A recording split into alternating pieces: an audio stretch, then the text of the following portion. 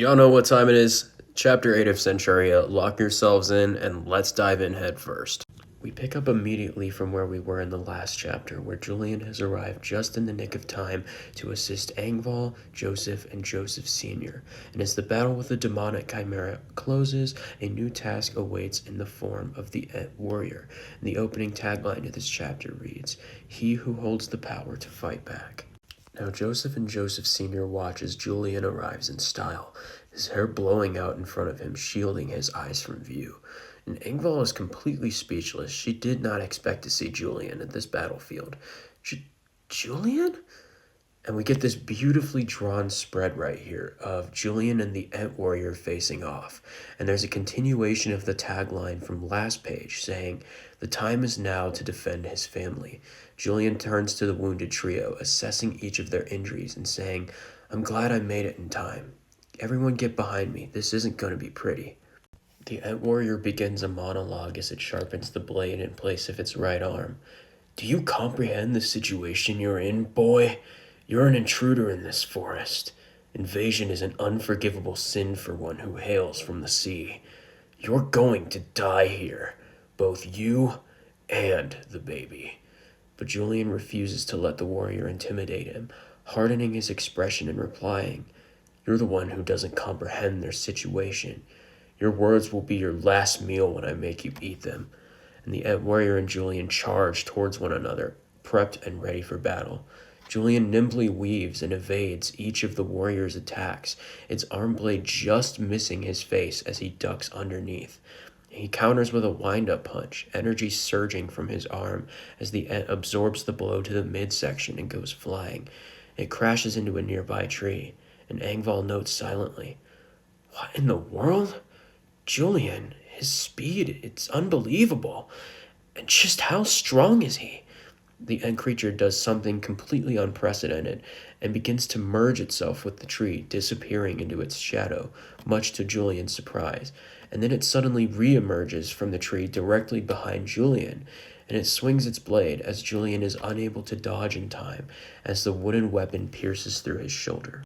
However, in yet another epic display of great battle IQ, Julian twists himself free from the stab wound, spinning in midair and repositioning himself to deliver a brutal punch to what he thought was the Ent Warrior, but what turned out to just be a tree that he turned into an Apple logo, looking awfully resemblant of Toji after a hollow purple. Any JJK fans will immediately understand what I mean.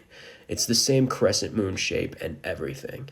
And it's gone! Julian thinks to himself. Suddenly, it reforms out of the ground itself, attempting to catch Julian off guard.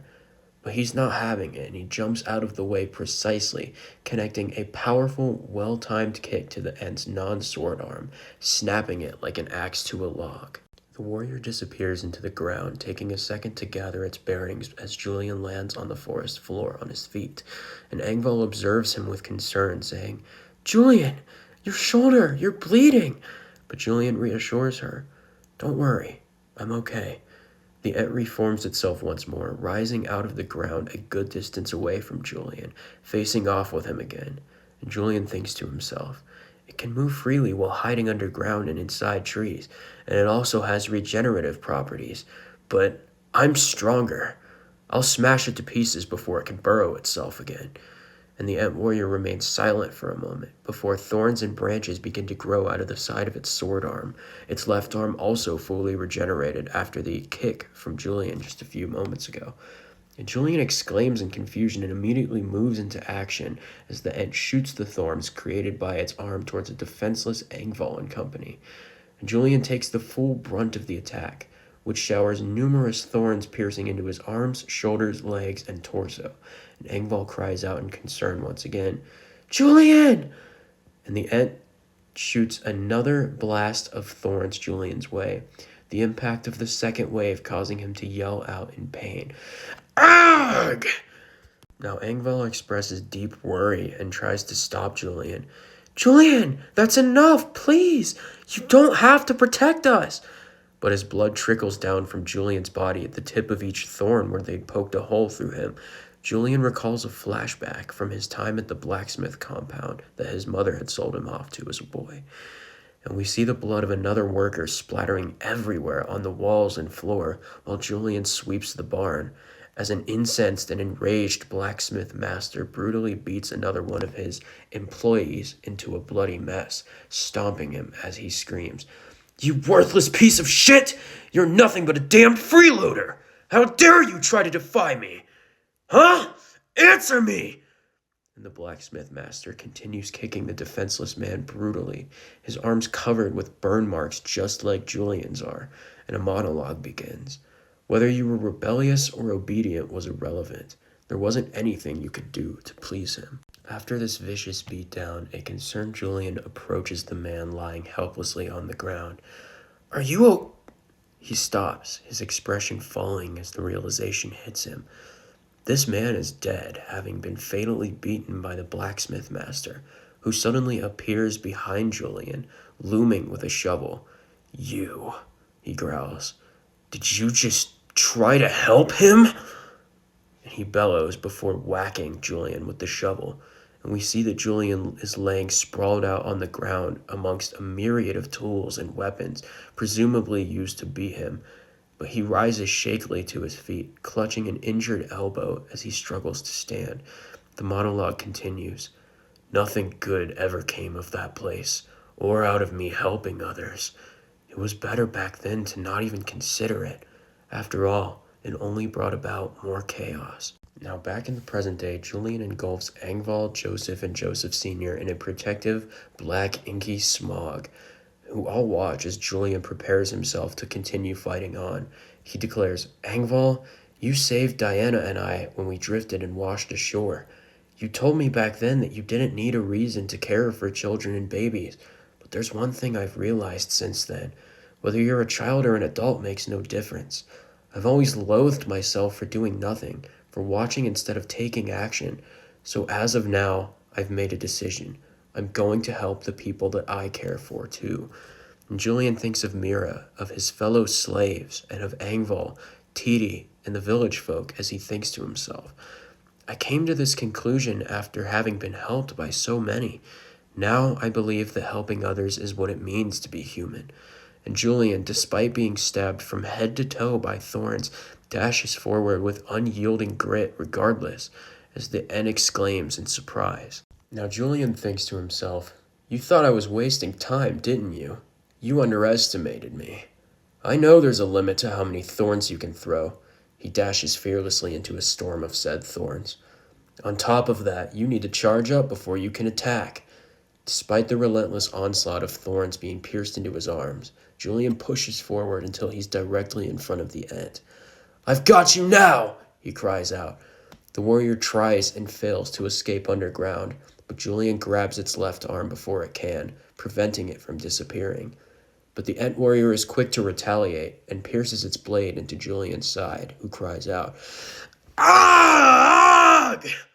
But Julian can't be stopped. He's got that dog in him, remember? And as he manages to launch the Ent with all his might into the air, his power and energy skyrocketing, he says, "Where are you going to escape into the sky, you damn twig?"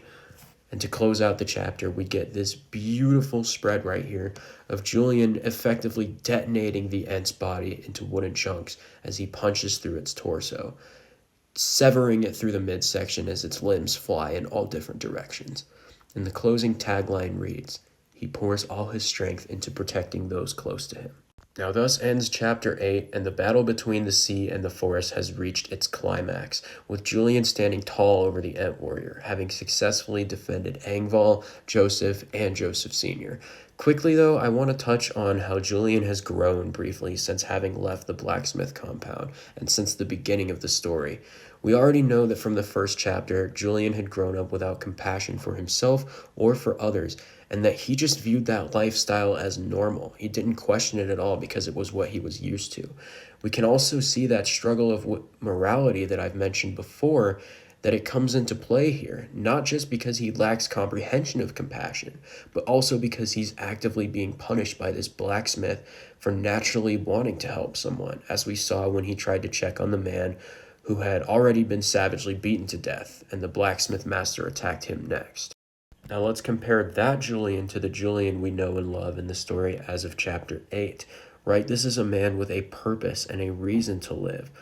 This is a guy who's devoted to protecting those he's grown to hold dear in his heart, those he's grown to love, share familial bonds with, and care for. And that goes especially for Diana, who he's vowed solemnly to give a life full of all the love and amenities that he never had, vowing to give her a happy life as his baby sister. And honestly, you can draw a lot of comparisons to Yuji from Jujutsu Kaisen, right? He vowed to fulfill his grandfather's dying wish of helping others, just like Julian vowed to fulfill Mira's dying wish of taking care of Diana and raising her in Mira's stead. And obviously, the main difference between those two is that Yuji was asked to save everyone he could, while Julian eventually adopts the goal of saving everyone he cares about on his own as a result of being shown kindness from more people like Engval, Titi, Joseph, Marie, etc. And just as Yuji began to steadily lose those he cared for, our boy Julian has already lost Mira within the first chapter, who was the first person he really grew to love as a mother. Now, whether or not Julian's story will end up as tragic as Yuji's, that's hard to say right now, but we can hope for our boy's sake that it does not get that bad. Because Julian's a real one, and he deserves a life full of people he cares about and love as well. But knowing Kuramori-san and the fact that he worked under Tatsuki Fujimoto-san, we might be a little bit cooked here, but I don't know for sure yet. I am knocking on wood right now in the hopes that my boy Julian will get to live a full and happy life full of those he cares about. But y'all let me know your thoughts and theories down in the comments below. As always, tell me what you think of the battles in Centuria so far, what you like, dislike about them, as well as the story. And of course, I can't specify this enough. Please read the manga for yourself. I know I say this in practically every single video, but I seriously cannot stress enough how peak this manga is. To read it for yourself is a whole different experience than listening to some random guy yap about it on YouTube or TikTok or whatever platform you're on. So while we're on this break week, now is the perfect time to catch up. It's only 84 chapters, I believe. You guys got that. I know some people out there are super into reading, me included. If I can do it, I wholeheartedly believe that you can too. God bless every single one of y'all. I love you guys. Have a wonderful day, and thank you so much for watching.